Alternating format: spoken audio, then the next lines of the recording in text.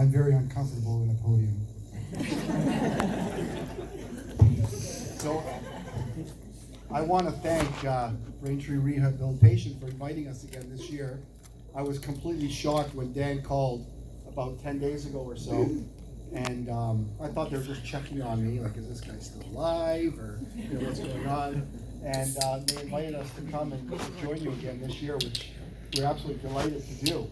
And it's great to see old friends and everything. And we really, I spent a month here, and it was really one of the highlights of my entire life, because I really, literally did come in on a,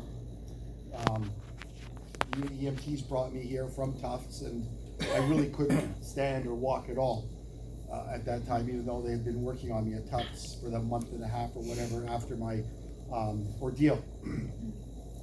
So we got to the rehab, and immediately put me to work, and I was going to my PT and OT and so on 3-4 times a day, which was really great, and I look forward to it every day. I really was startled by the daily improvements, as much as it was challenging and very difficult, and I really put a lot of effort into it, even though I was completely depleted of any muscle or anything else, and I couldn't even take a step up in that those steps they have upstairs or down. I forgot where I am now. But yeah, it was really difficult, and then those parallel bars and that type of thing. And I really have a different empathy for people who are really physically challenged with mobility and so on. But anyway, it went really, really well, and everyone was very kind, and I had great nurses, one of which is Jen, sitting with us today, and we became very good friends, and we're still in touch, and it was so great to get greeted by so many of the wonderful gals that worked with me through PT and OT, and I really have not only fond memories, but I'm very appreciative for everything that they did for me. And I did return home, and I did a little bit of OT and PT in home. At first, I fired my OT person because they had these 2-pound weights that they wanted me to go like this with, and I kind of thought, okay, let's get on with it. So don't send that guy anymore. He'd sit there and he'd go to golf sites while I was sitting there going like this with 2-pound weights. Right? So anyway, but like Dan was saying, in October we had gone on a little short staycation. So I couldn't go very far because I had 2 VADs, 2 ventricular assist devices attached to my body, and so on, like 30 pounds of stuff. But I felt good, because I was going to the gym, and I was to the maintenance program after I graduated from the 12-week rehabilitation in Rhode Island. And then, so in October, that kind of really miraculous event took place, and I had that conversation with that young priest, who I never actually met, by the way. I only know him through Facebook, but I've followed him for a couple of years. Very impressed. This guy's like a real miracle worker, like a living saint. He lives in this really remote, very impoverished area of Armenia, imagine, on the border of Georgia.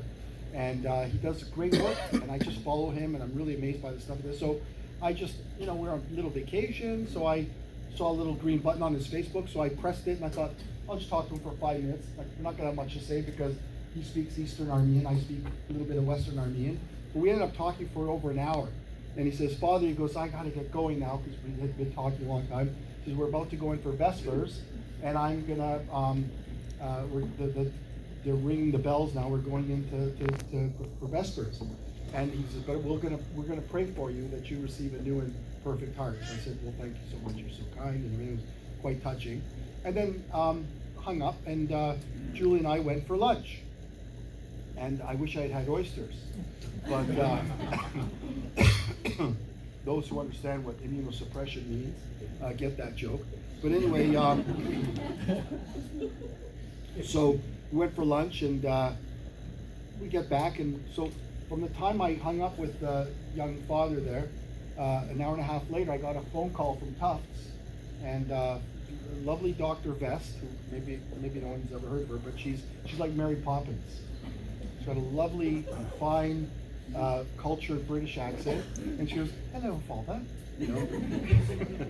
and she's asking how things are. I said, "Great." I'm like, she won't call me unless this is really serious. This could be it, right? So, basically announces that we have a new and perfect heart for you. which is exactly what the priest said, except in Armenian. He says, we're going to pray that they, by the intercession of the saints, you're going to get a new and perfect heart. And that's exactly what happened. So we drove up, got my heart, and then you know what? 4 days after transplant, I walked the mile, which was pretty amazing. And like me, walk a mile, like it's hard, because you only remember me like kind of like buzzing around the halls in my wheelchair and stuff like that, right? But yeah, and so ever since I've been on the ice skating, and I'm gonna start playing hockey really soon. It's fall now, so I'm ready to go. I got some new sticks, which a pro hockey player actually gave me as a gift, which is really nice. So I'll be doing that, and I'm at work like full time and doing everything I do. In fact, I have so much energy now, and like it's kind of embarrassing to say, but I always tell my wife I feel like a 25-year-old. It was good. Well, you can now learn how to make the bed and do your own laundry. So, but yeah, so I just thank you all so much for everything that you've done for me and for my family, and for being so kind and patient.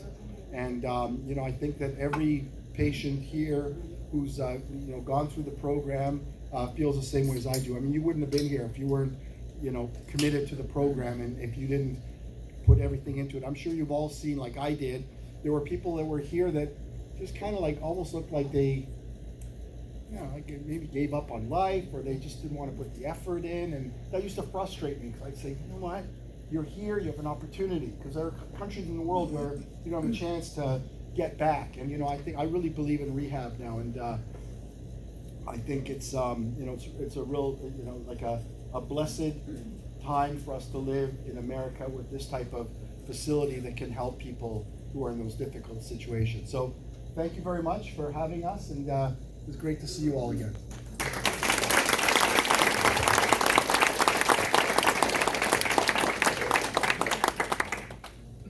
Thank you very much.